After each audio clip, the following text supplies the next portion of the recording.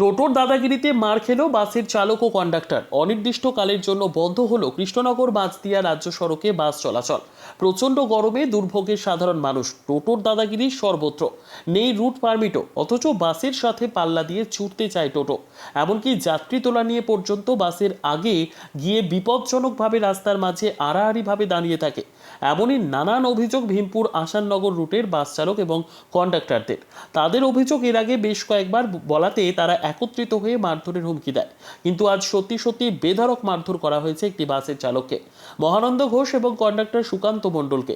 আনুমানিক সকাল 10টা নাগাদ বাসের আগে আগে যাচ্ছে টোটো, দিলেও কিছুতেই সাইড দেয় না। এরপর ভীমপুর বাজারে দাঁড় করিয়ে আরও বেশ কয়েকজন টোটো চালক একত্রিত হয়ে প্রথমে কন্ডাক্টরকে মারতে শুরু করে।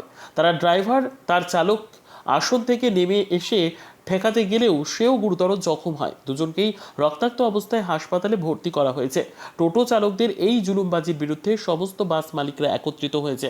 সমস্ত ড্রাইভার এবং কন্ডাক্টর মিলিত হয়ে সিদ্ধান্ত নিয়েছেন অনির্দিষ্টকালের জন্য বাস চলাচল বন্ধ রাখার। আর এই ধর্মঘটের ফলে সমস্যায় বহু যাত্রী। তবে তাদের মধ্যে অনেকেই এই মারধরের তীব্র নিন্দা জানিয়েছেন।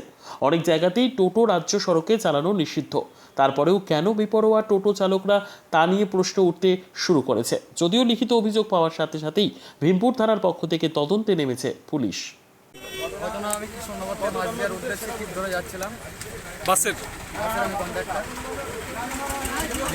ভীমপুরে আমরা যেখানে গাড়ি দাঁড় করা ছিল, দাঁড়ালাম। 4টে প্যাসেঞ্জার তুলেছি, তাই আমাদের বয়স হয়ে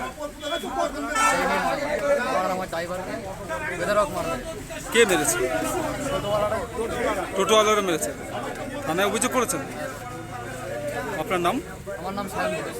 কোন বাসের কন্ডাক্টর? আমি বাবা লোকনাথ, WB 519939। মাঝদিয়া রুটের।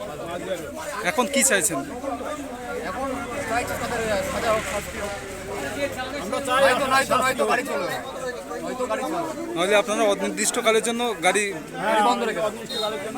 বেআইনি গাড়িগুলো চলছে সেগুলো যাতে বন্ধ হয় সেই জন্যই আমরা থানা একই কারণে চলতে দিয়েছি। আমাদের টোটো অত দূরত্ব আমরা গাড়ি চালাতে পারছি না, গাড়ির তেলের পয়সা হচ্ছে না, মাইনা হচ্ছে না।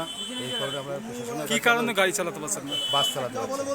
ওই জন্য আমরা প্রশাসনের কাছে অভিযোগ করছি যে এটা যদি সুস্থভাবে আমরা চলাচল করতে পারি তাহলে আমরা গাড়ি চালাবো, তা নাহলে আমরা। কাদের বিরুদ্ধে অভিযোগ করছেন?